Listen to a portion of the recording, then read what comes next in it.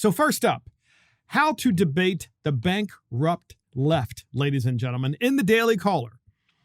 There are three big moments from the second Senate debate in Ohio. So as you know, there are two gentlemen running in the Ohio Senate contest, and this is for the United States Senate from Ohio.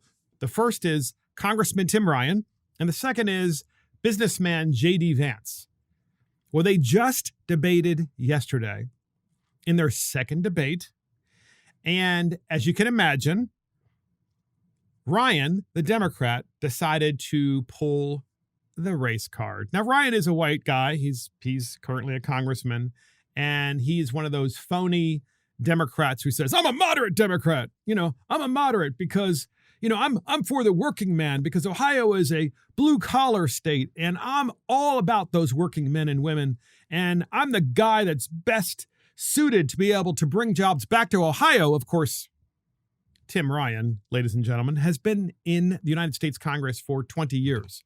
So it does make you wonder how he could be suited properly to represent the entire state of Ohio if he has overseen its demise for the past 20 years, as all of the jobs, or as so many jobs in manufacturing, have been sent overseas.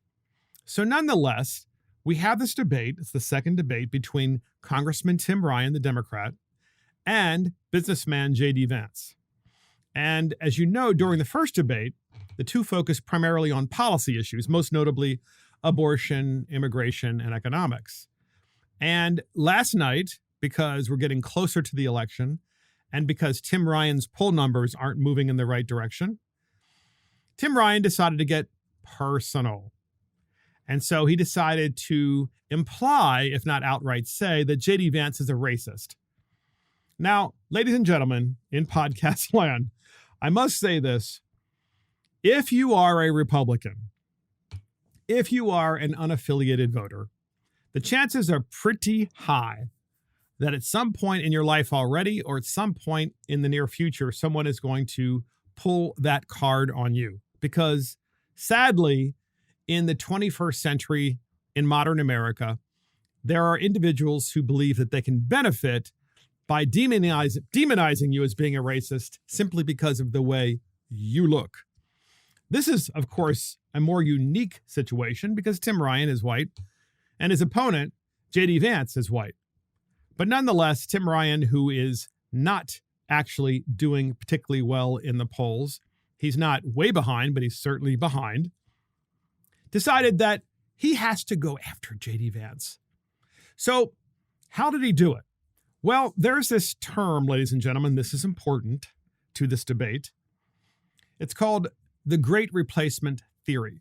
The Great Replacement Theory asserts that political elites, all these Harvard and Yale people who are going to inherit all of the wealth in the United States and inherit all of the important decision-making jobs, at least that's the way they see it, all of the elites are supporting unbridled illegal immigration, no borders, so as to gain and amass more political and economic power, because the theory is if the elites are in charge at all government levels, and the elites at the same time control and are ahead of all of the large corporations or most of the large corporations throughout America, then those same elites can use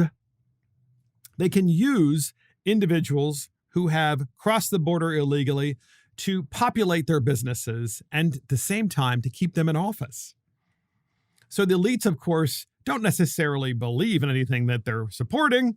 Under the Great Replacement Theory, they are simply trying to replace one population with another solely for the purpose of doing what? Of being able to amass political power and economic power.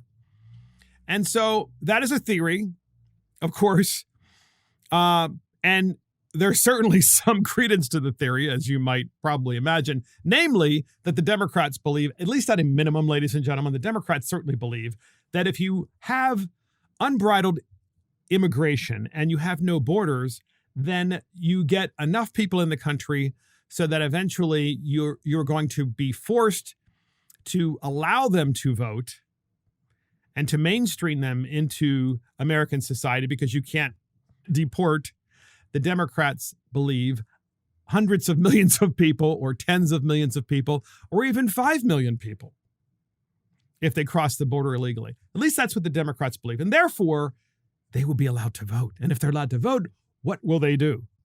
They will, of course, vote Democrat. That is what the Democrats believe, because they will garner their vote by making them dependent upon government, these illegal immigrants.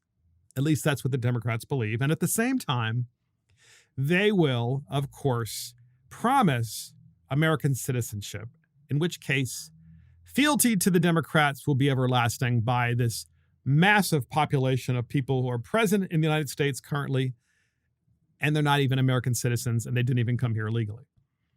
So the Democrats believe at a minimum in amassing political power through the illegal population without question, okay? The Great Replacement theory takes it one step further and says it is actually a cabal of elitists. And the Harvard graduates and the Yale graduates and all the Ivy League graduates who have gotten together and decided this is a way of taking over America and controlling it, because they are, of course, far smarter than everyone else. And so back to the debate. So Ryan, the congressman from Ohio, the Democrat, is debating J.D. Vance, the Republican, who lives in Ohio. And Ryan decides to say that, of course, J.D. Vance is peddling the Great Replacement theory and therefore is a racist. So how do you debate Democrats?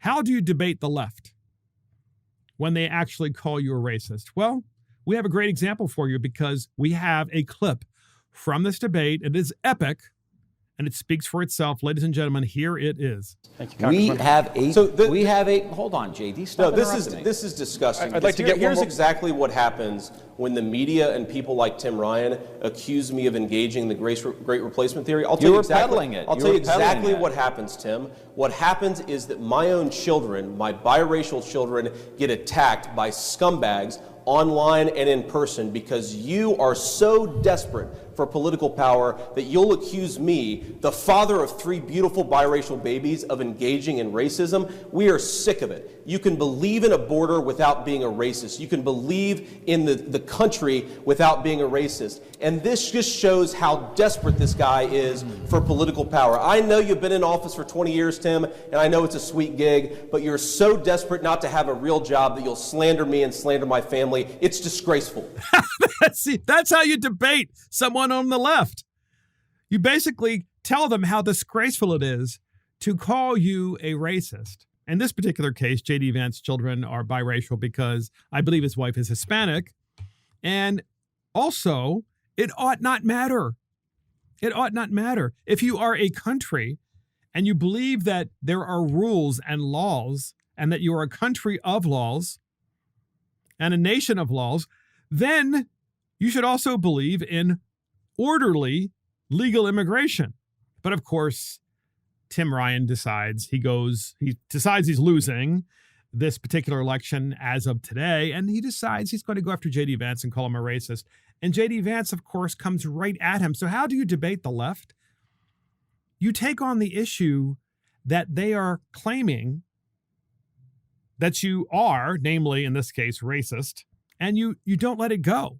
You go right at them. You go right at their jugular with respect to the debate, and you tell them how disgusting they are and how that is actually dividing America into tribes and creating tribalism rather than creating this wonderful country and growing this wonderful country. And of course, Tim Ryan can't really talk about anything other than tribalism, because Tim Ryan has been responsible for, in large part, for the decline of Ohio as a manufacturing giant, as a great economy. He's been there for 20 years. And of course, J.D. Vance debates very well by saying, you've been in office for 20 years. You know, you've never actually really had a job other than being in the United States Congress. So ladies and gentlemen, this is important stuff.